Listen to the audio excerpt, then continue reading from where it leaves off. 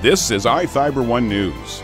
Here are today's top stories. For years, no one ever thought the fatal events that unfolded in the sleepy town of Kittitas would ever happen. The opioid crisis is a big topic. For Linda Evans-Parlett, that called for a big meeting.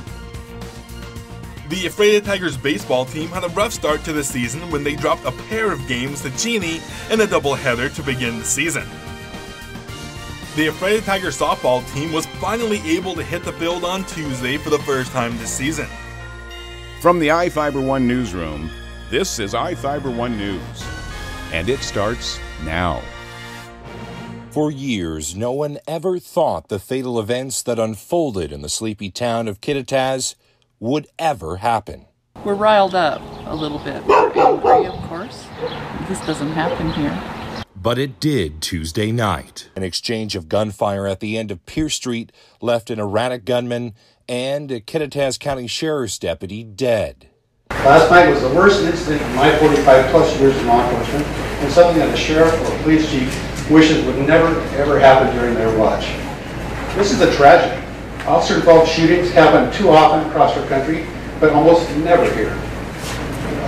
This officer was a great officer. He had a great personality, well-liked, highly motivated, had a great future in law enforcement, and has impacted the entire sheriff's office greatly. Also involved in the incident was a Kittitas police officer who was only one of 3 law enforcement officials on the town's police force.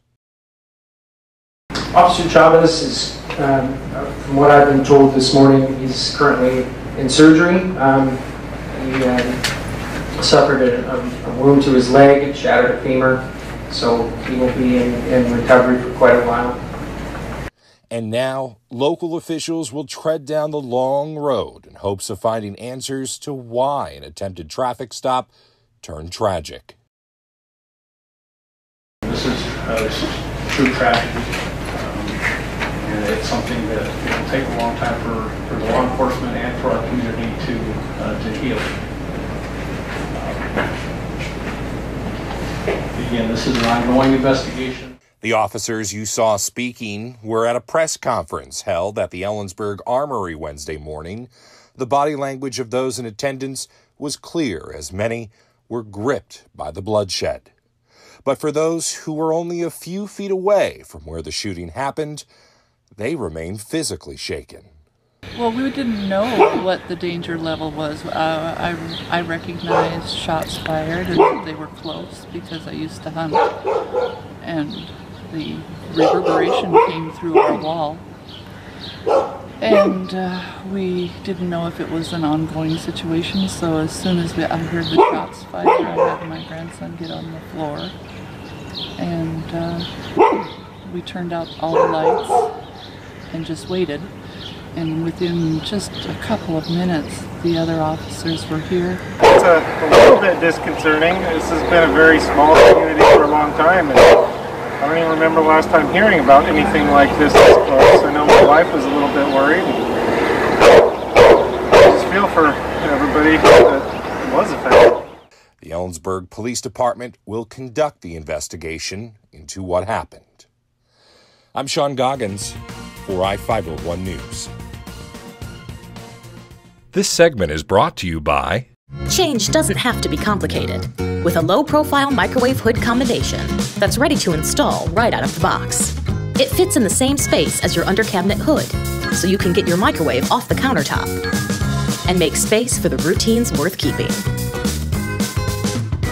The low-profile microwave hood combination from the #1 selling appliance brand in the USA. Whirlpool Appliances, now available at more furniture in Ephrata. The opioid crisis is a big topic. For Linda Evans-Parlett, that called for a big meeting. The former state senator now directs the North Central Accountable Community of Health, one of 9 districts around Washington focused on public health topics. The ACH Opioid Response Conference, held March 15th, took place in 10 different sites throughout Grant, Okanagan, Douglas, and Chelan counties, with brainstorming sessions and teleconference presentations. This conference today is our first opportunity to cover all 4 counties. So it's exciting to think that with technology, we can all have access to the speakers that we heard today from the University of Washington and also from the Healthcare Authority. Participants at the Wenatchee site and others worked on plans for opioid outreach and heard the latest data on abuse and addiction, numbers that have risen sharply in younger age groups between 2002 and 2015. About 16% of people are hardwired for addiction. 1 out of 6. We got about 60 people in this room. That means 10 people in this room are hardwired for addiction. You were born that way, that's the way your brain is wired. Addiction can lead to fatal overdose, and one key to combat that is Narcan, an easily administered drug that counteracts the effects of opioids. Conference guests received a supply of Narcan kits and training in how to use them in an emergency. The conference reconvenes in October for more strategic planning. Jefferson Robbins, iFIBER 1 News. This segment is brought to you by...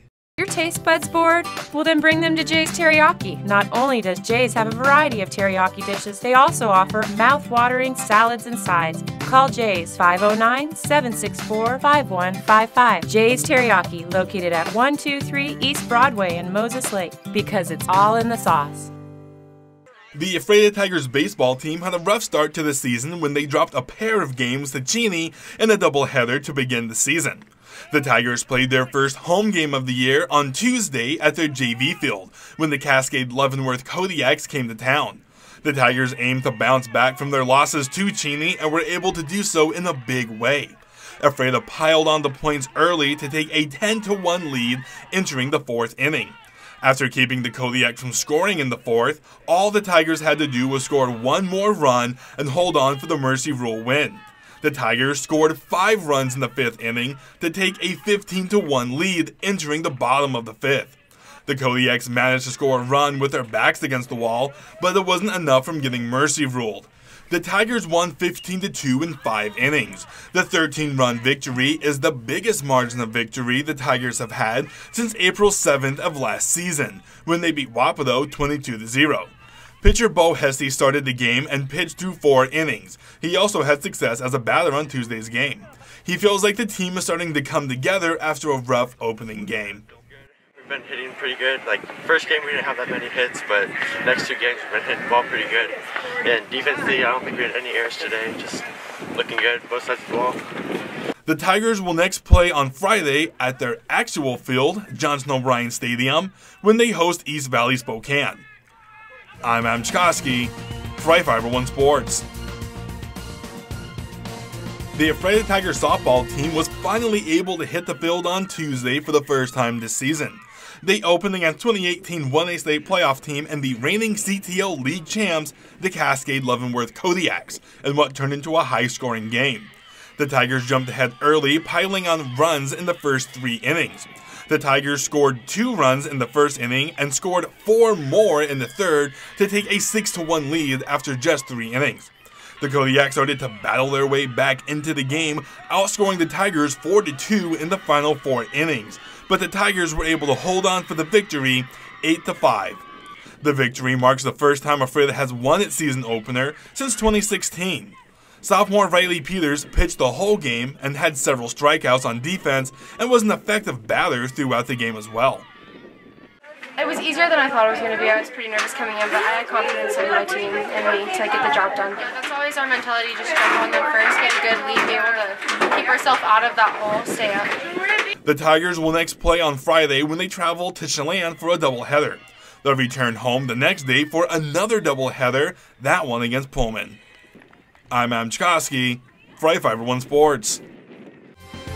This is iFIBER 1 News. For more information on these stories and other news, visit us online at iFiber1.com or check us out on Facebook.